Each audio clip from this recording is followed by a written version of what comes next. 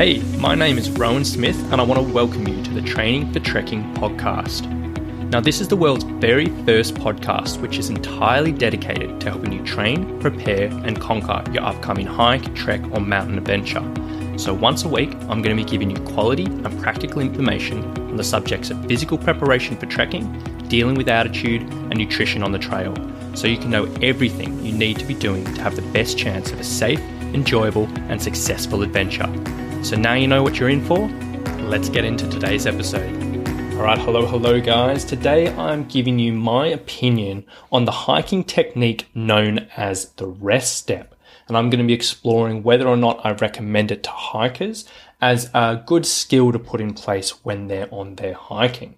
Now, the reason I want to talk about this today is I often get asked about this technique from hikers who struggle up hills. Now, we all know going up hills is one of the big challenges of many hikes, particularly if you've got a super steep, super extended ascent. It really can get you, whether it's burning legs, whether it's huffing and puffing or a combination of both or whatever it may be.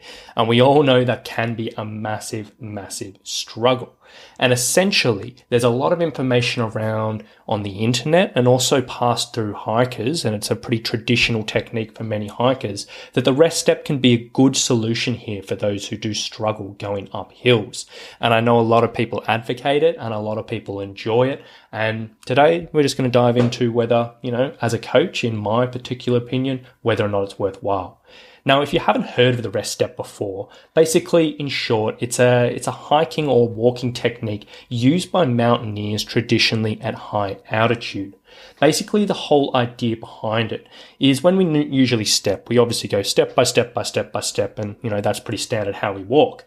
But what we do with the rest step, instead of just taking step after step after step, basically every time we plant our foot and take that step, as we push through that leg that's planted, what we do is lock out that knee and pause from anywhere from 1 to even up to 10 seconds on that locked out knee before you put down your next foot and go and take another step. And the idea behind that is when you're locked out that knee and you have all that weight on that joint which is locked out, your muscles get a little bit of a rest. The muscles take a little bit of a pressure off, and essentially you go a little bit slower because you're resting in these points. You can have a couple of breaths in between every single step you do, and essentially it uses less energy and allows you to keep on going and going and going. So in the case for hikers, you might not get quite as huffed and puffed, but for high altitude mountaineers, it's more of a case of, they can just sort of slow themselves down, really utilize that oxygen they're taking in and, do what they need to do. Now, for a mountaineer or an alpinist or anyone going up to extreme altitude, this definitely does have some good benefits. It's extreme altitude and high altitude. The body is definitely working at its upper limits, and it really does, when you get into the higher levels, it's getting to the point where it's really struggling to handle itself with the available oxygen. It's really struggling with all the extra demands of the altitude. And it's really at that point where things are pretty touch and go. So as a pure matter of survival, the rest step and taking, anywhere from 1 to 10 seconds in between each step allows you to take a few breaths, get that oxygen in, allows you to slow down, and allows you to get through it in a reasonable way. And so for a mountaineer going up to high or extreme altitude, it's definitely a technique that's worth learning, and it's definitely a technique that's worth mastering and applying. But when it comes down to the everyday hiker who aren't going up to extreme altitudes, whether you're a hiker, a backpacker, a trekker, or whatever it may be, and you struggle on hills, personally, I do not recommend you use it. Now, this is for a few reasons. Number one, this rest step was developed for mountaineers, and as a massive generalization, traditionally mountaineers are typically small, scrawny people who barely have an ounce of fat on their body. So if they're putting all their weight on a locked out joint, they don't generally have a huge amount of weight to put on there. So they're not compromising that joint. They're not putting excessive amount of force, and they may only be 45, 50, 60 kilos or whatever it may be on a very small frame, and that might not be a big deal at all. But when it comes down to the everyday hiker, most of us aren't generally built like the typical, or at least the traditional, the traditional mountaineer who this technique has been designed for. Most of us are carrying a little bit extra body fat than that. Most of us are a little bit heavier than these guys. And most of us, to be completely honest, probably aren't typically as strong as these mountaineers either. So locking out your joint and locking out this knee joint again and again and again is really not incredibly smart. And I couldn't see anywhere else in everyday life or in a training life where we'd recommend actually locking out that joint again and again and again. And then the extra risk on that is it may not be the worst thing in the world if you're getting to full extension through that knee joint. But if you don't 100% know what you're doing, or if you're getting fatigued, or if you're on unstable terrain, you run the real risk of hyperextending that joint, which is definitely a very, very high risk factor for pain and potential injury. So whether or not you just get a little bit of niggling pain after a long term, or whether you actually have an incident and put yourself at risk of injury, I really don't think it's worthwhile. Now, I know a lot of hikers do love this technique, and if you do it and if you enjoy it and if it doesn't cause you any issues, then fair enough, continue on and absolutely no dramas, keep on with it.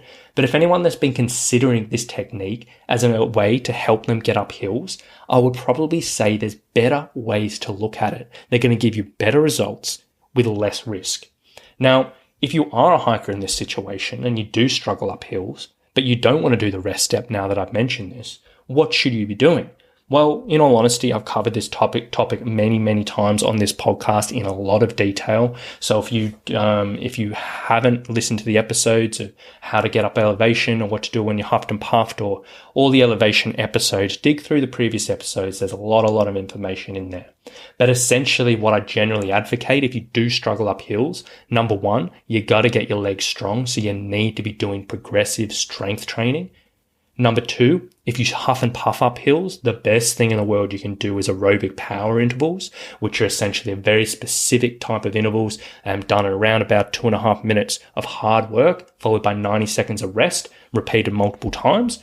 That's a really basic prescription on that, but they are super, super effective for this. You got to be doing some type of hill or stair intervals where you're repetitively going up and down hills, ideally with a little bit of load to strengthen up those legs and develop that muscular endurance. And you really want to be practicing and training and mastering abdominal breathing or diaphragmatic breathing, which is essentially breathing in through the nose and trying to feel the belly expand as opposed to the chest and the shoulders. Now, those 4 things, they're going to give you so many benefits in so many situations on the trail, but specifically for going up hills, if you can string together a program with that, it's going to be absolutely amazing. And it's going to be much more effective over the long term. It's going to be much healthier for your joints, and it's going to be much safer than relying on this rest step again and again and again. So in summary, if you are a mountaineer, go ahead, learn it. If you love doing the rest step already, go ahead, continue. But if you're not a mountaineer and you're just considering this rest step, I probably would recommend against it. Now, obviously going into this, I've just breezed over those 4 things because I have talked about it a number of times. Now, if you were wanting extra help and you did want some ideas around that strength training, aerobic power intervals, hill or stair intervals, or the abdominal breathing, and you wanted a bit of an idea around how to train that, how to develop that, and how to apply that into your week, please do come find me in the Training for Hiking and Trekking Facebook group. Now, inside, I'm always happy to expand on these subjects that we're talking about, always happy to dive into things a little bit more detail and give you the direction you need to get to that fit, strong, and resilient for whatever adventure you've got your mind on. So if you do need some extra help here, please come join the group. I'll leave a link in the show notes below and you can check it out. But thank you so much for listening today, guys. I hope that gave you a little bit of insight and a little bit of food for thought when it comes to this hiking technique, and hopefully that can give you some extra information to make an informed decision about this all. So thank you so much for listening, and we'll talk to you soon. Bye.